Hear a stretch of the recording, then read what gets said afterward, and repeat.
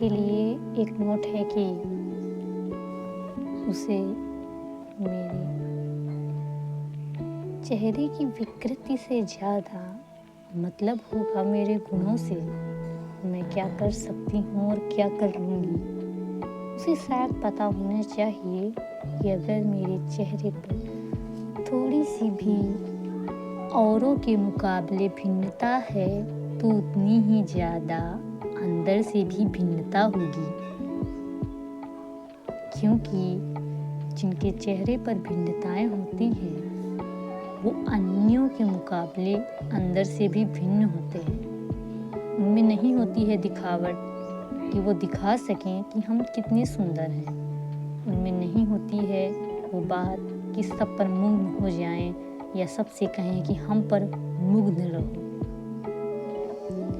वो लड़कियां कुछ अलग होती हैं, अपने सपनों को ढूंढती हैं और तलाशती रहती हैं ना जाने क्या, और शायद उन्हें वो मिलता भी है, अपने सपने जिनमें वो दिन रात एक करती हैं। इसके अलावा उन्हें बहुत सी चीज़ें पसंद होती हैं, तो कभी भी जब किसी लड़की के चेहरे पर उसकी विकृति देखना तो उससे बातें करना, उसके अंदर के गुणों को जानना और समझना कि क्या वो और लड़कियों के मुकाबले में भिन्न है या उन्हीं के समान अंदर से भी है।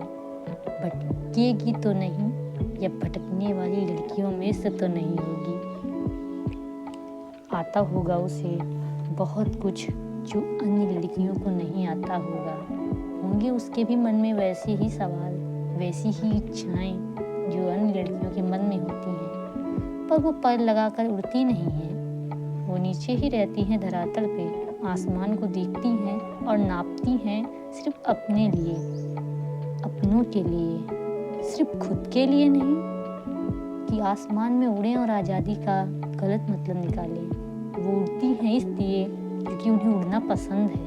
वो उड़ती हैं इसलिए क्योंकि वो आकाश के विभिन्न पहलुओं को देखना चाहती हैं उड़कर कैसा लगता है, और इसलिए उड़ना नहीं चाहती कि वो उड़कर गायब हो जाएं। वो इसलिए उड़ना चाहती हैं क्योंकि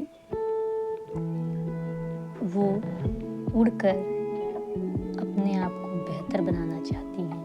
वो सीखना चाहती हैं वो सब जो उड़ करके देखा जाता है। उड़ना एक जैसा ही है दोनों का, बस नज़रिया अलग अलग है। कोई उड़ करके आसमान में ही रहना चाहता है, कोई आसमान में उड़कर सिर्फ कुछ चीज़ें देख कर वापस भी आना चाहता है। तो जब भी किसी लड़की के चेहरे पर विकृति दिखे तो उसके अंदर के अनंत गहराई में बैठे हुए एक मन को भी ज़रूर उठाइएगा और उससे सवाल कीजिएगा कि आपको क्या क्या अच्छा लगता है।